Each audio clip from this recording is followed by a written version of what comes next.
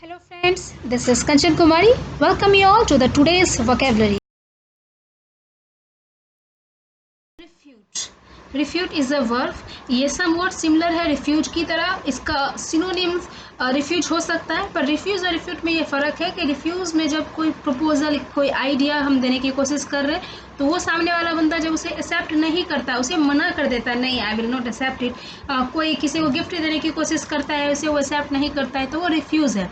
लेकिन रिफ्यूट के केस में क्या है कि जब अक्सर क्या होता है कि वो ऐसा ही चीज़ बताते हैं और इस सामने वाले के लिए जो उसको नापसंद हो, चाहे वो कोई स्टेटमेंट हो, ओपिनियन हो, कुछ र्यूमर हो, तो उसे नहीं पसंद है, तो वैसे केस में उसको डिनाई करते हैं या डिसअप्रूव करते हैं. No, it's not true, it's totally false. उसे कहते हैं रिफ्यूट करना. एग्जाम्पल सेंटेंसेस में we can easily refute his argument. Second, silence is one of the hardest arguments to refute. Silence one of the hardest argument है refute करने के लिए. These data do not refute the law of demand. Law of demand को ये data refute नहीं करती. Daughter refutes rumors that her mother is unwell. Mother is unwell ऐसा rumour है, तो डॉटर ने उसे रिफ्यूट करा, उसे फॉल्स बताया कि दिस इज, उस र्यूमर को के बारे में बताया कि this is totally false. 5. Refuted by ultimate analysis. कुछ एंटिसिपेशन किया गया, जो पहले से एक माना गया, एक अंदाजा लगाया गया, बट एनालिसिस जब हुई तो उस बात को फिर रिफ्यूट किया गया. तो हम वर्बली बोल कर रिफ्यूट कर सकते हैं, हमारा डेटा रिफ्यूट कर सकता है, हमारा काम किसी चीज़ को रिफ्यूट कर सकता है. रिफ्यूट करने के डिफरेंट वेज हो सकते हैं, लेकिन अल्टीमेटली रिफ्यूट मतलब यही होगा कि हम उसे डिसअप्रूव कर रहे हैं या फॉल्स कह रहे हैं. Suppose somebody says that you don't know how to speak English, you do not have a vocabulary collection, then we can refute his statement. No, you don't know. I am learning these days. I am in learning stage. So this is not true. Second vocabulary is revere. Revere is verb. Revere का synonyms respect हो सकता है. Let's understand the difference between respect and revere. Example sentence से वो clear हो जाएगा. Revere means if you revere someone or something, you respect and admire them greatly. अगर हम किसी को या किसी चीज़ को रिवियर करते हैं, इसका मतलब है कि हम उसे बहुत ही रिस्पेक्ट करते हैं और एडमायर करते हैं, हम उसके जैसा बनना चाहते हैं अगर हम someone को करते हैं रिवियर तो. First, a brilliant Indian dance choreographer, Saroj Khan, who didn't only make her name in the field of dance and choreography in the Indian film and entertainment industry, but also earned great respect and was revered among all the people with whom she worked. Saroj Khan के बारे में है कि उन्होंने बहुत Indian dance में, मतलब India में बहुत ही डांस कोरियोग्राफी में बहुत ही नाम कमाया, बहुत ही उनका इंटरटेनमेंट इंडस्ट्री में नाम हुआ. उसके साथ साथ उन्होंने बहुत ही अर्न करी रेस्पेक्ट एंड वाज रिव्यर्ड. सभी के बीच में जिनके साथ भी उन्होंने काम किया बहुत ही रिव्यर की जाती थी, बहुत ही आदर किया जाता था, लोग बहुत ही पसंद करते थे. Second, the Indians revered her as the mother of dancing in India. Anushka Sharma called her an institution in her tweet. तो इंडियंस उन्हें इस तरह रिवेयर करते थे, उन्हें mother of dancing in India कहते थे कि ये मदर ऑफ डांसिंग है. तो आदर करने में मतलब एडमायर करते थे, जो उनसे डांस सीखता होगा उन्हें उनके जैसा बनने का मन करता होगा कि why not I dance like her. तो एक रिवेयर करना हुआ, एक रिस्पेक्ट, एडमायर. उसी रिवेयर में अनुष्का शर्मा ने ट्वीट में उन्हें इंस्टीट्यूशन कहा कि see herself is an institute. Third, Ambuj reveres his older brother Keshav, so he tries to copy everything he does. It happens, younger brother अगर के अपने बड़े भाई को रिवेयर करता है, और most of the time they do, अगर वो रिवेयर करते हैं तो उनके सारे जो भी वो कर रहा हो, चाहे वो पढ़ाई करता हो या कोई गेम भी खेलता हो, तो वो चाहता है कि कॉपी करे, ताकि उसे लगता है कि कॉपी कर मतलब रिवेयर करता है, तो ये मन में होता है कि अगर हम उनके जैसा बनना चाहते हैं तो उनके जैसा ही सब कुछ करना पड़ेगा. 4. Most of us revere the Ramayana, but few of us read it regularly, rather watch it on television. हम में से बहुत लोग रामायण को बहुत ही रिवियर करते हैं, मीन्स एडमायर करते हैं, रिस्पेक्ट करते हैं, और रामायण के हर मतलब पार्ट को बहुत ही रिस्पेक्ट करते हैं. यहाँ पर क्या है कि रिवियर, अब रिवियर के केस में नहीं कहा जा सकता है कि most of us respect the Ramayan.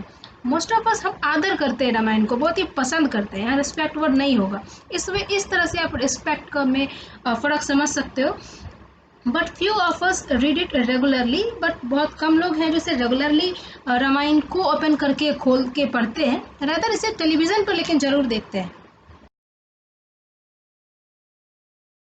Berserk. Berserk is an adjective. Berserk. Berserk means out of control with anger or excitement. Crazy, wild, frenzied. एक आउट ऑफ कंट्रोल हो जाना जो कि एंगर की वजह से भी हो सकता है, एक्साइटमेंट की वजह से भी हो सकता है, मतलब खुशी और गम दोनों वजह से हो सकता है. First example sentence, he suddenly went बेसर्क means वो एकाएक बेसर्क हो गया, मतलब ऐसा आउट ऑफ कंट्रोल हो गया. ऐसा क्या हो गया कि एकाएक हो गया. पीपल वेर थिंकिंग कैसा हमने क्या कह दिया.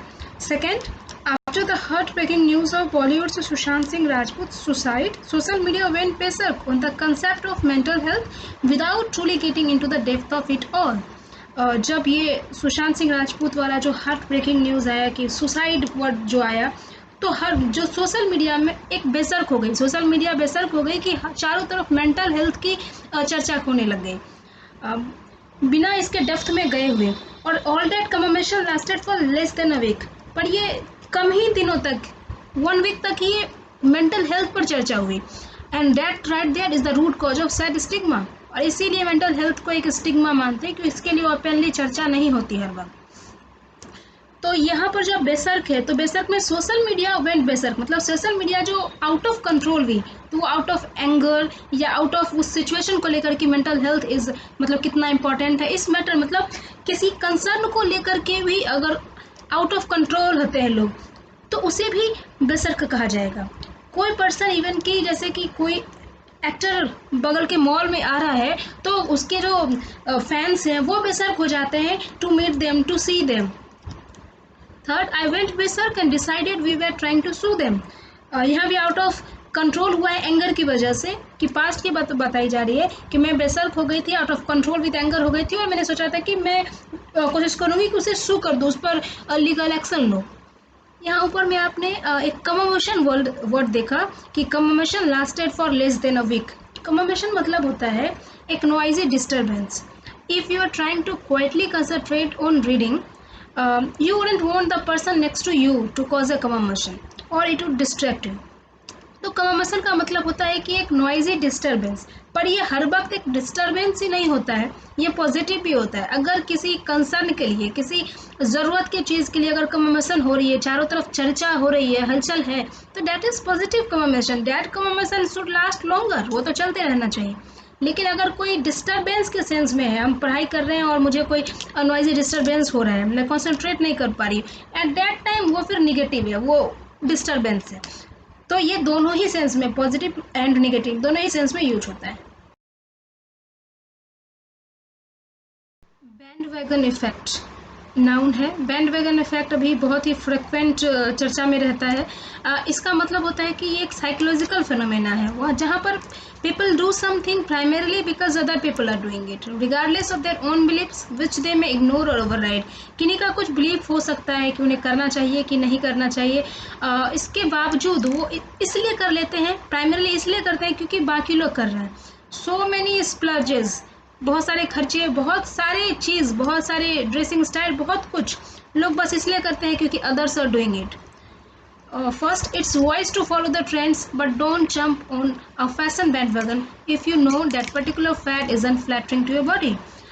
ट्रेंड को फॉलो करना अच्छा है बट फैशन बैंडवैगन में जंप नहीं करना चाहिए, या फैशन बैंडवैगन को जस्ट फॉलो नहीं करना चाहिए ब्लाइंडली, क्योंकि कोई पर्टिकुलर फैड, मतलब कोई पर्टिकुलर एक फैशन जो बहुत ही फैड कहते हैं उसे, जो फैशन बहुत ही शॉर्ट लिव्ड हो, बहुत कम टाइम के लिए हो, लार्ज क्राउड तक पहुंचती है पर शॉर्ट लिव्ड होती है वो, तो वैसा फैट जो हमारे बॉडी के लिए फ्लैटरिंग नहीं है, जो हमारी ब्यूटी को इन्हांस नहीं करी, हमारे बॉडी स्ट्रक्चर को इन्हांस नहीं कर रही है, अपीयरेंस अच्छा नहीं बना रही है, तो वो फैशन बैंडवैगन नहीं एक्सेप्ट करो, नहीं उस पर फॉलो करो जस्ट बिकॉज ऑफ कि बैंडवैगन इफेक्ट, कि बाकी लोग कर रहे हैं तो मैं भी करूँ. No, it depends upon my body. Second, examples of the bandwagon effect are most ubiquitous in politics.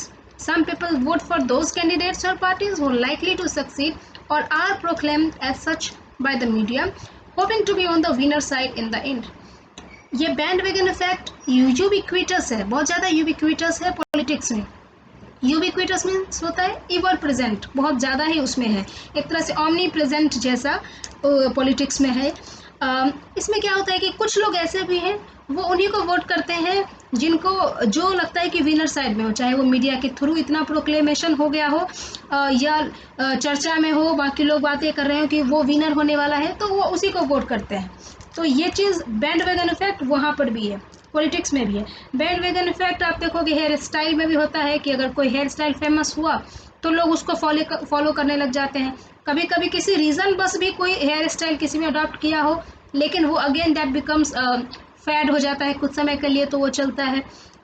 बहुत सारे चीज़ में जैसे कि सोशल मीडिया पर आना, मैक्सिमम पीपल जो जिनकी ज़रूरत नहीं भी है वो भी आए हुए हैं सोशल मीडिया में, या जिन maximum so many things, mobile की नीड, जिनको जो भी चीज़ कुछ लोग बस इसलिए करते हैं क्योंकि अदर्स आर डूइंग इट, और अगर वो नहीं करेंगे तो लोग उन्हें पीपल में take them as full person और नॉट अपडेटेड पर्सन। तो इससे बचने के लिए लोग बैंडवैगन इफेक्ट में फंस जाते हैं।